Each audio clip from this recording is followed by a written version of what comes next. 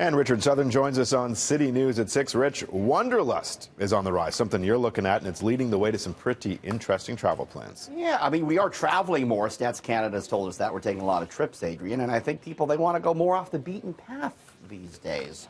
The most traveled to overall destinations, still your standards, your France and what have you. But according to the UN, the fastest growing travel go-tos are some places you mightn't expect.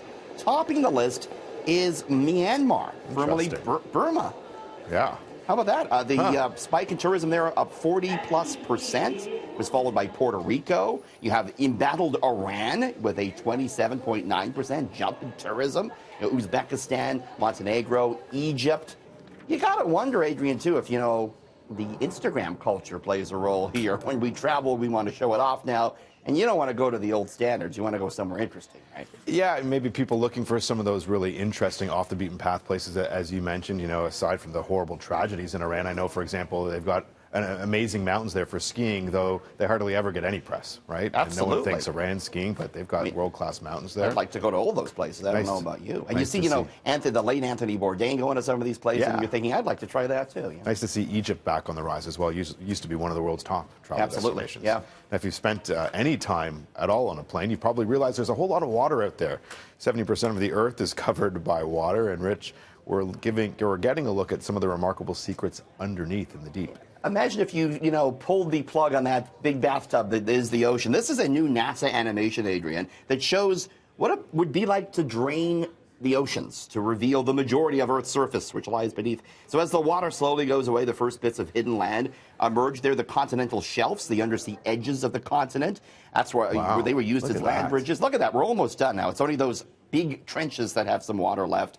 We also see the world's largest mountain range, which is the Mid-Atlantic Ridge, which we never get to see. So interesting perspective there. Of course, we're dealing with the opposite situation now, rising sea levels, Adrian. I don't think we have to worry about things drying out in the oceans anytime soon. No. Now, as we look ahead to tonight, people are probably wondering, what is he going to say? Donald Trump will be delivering his State of the Union address in just about 2 hours, and the bookie's having a field day. Yeah, I'd love to look at some of the bets people were placing down. I mean, basically, the bookies think he's going to essentially lie and lie early. So one of the bets is, how long will it take Trump to make his first false statement? The over-under is just 45 seconds, Adrian. That's pretty quick. That's pretty quick. Total incorrect facts, over-under 27.5. That's a big number. How many times will he say exonerated?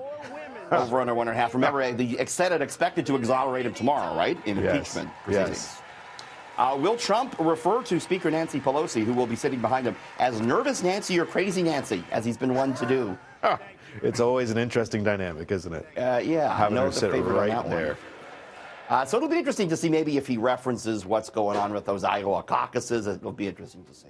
Well, he always likes an applause, so I'm sure he'll be standing for those. Remember last year Nancy Pelosi did her weird her clap. We'll see if we get that again. Yeah, it should be must-watch television. Thanks for joining us, Richard. See you tomorrow, Adrian. Cheers.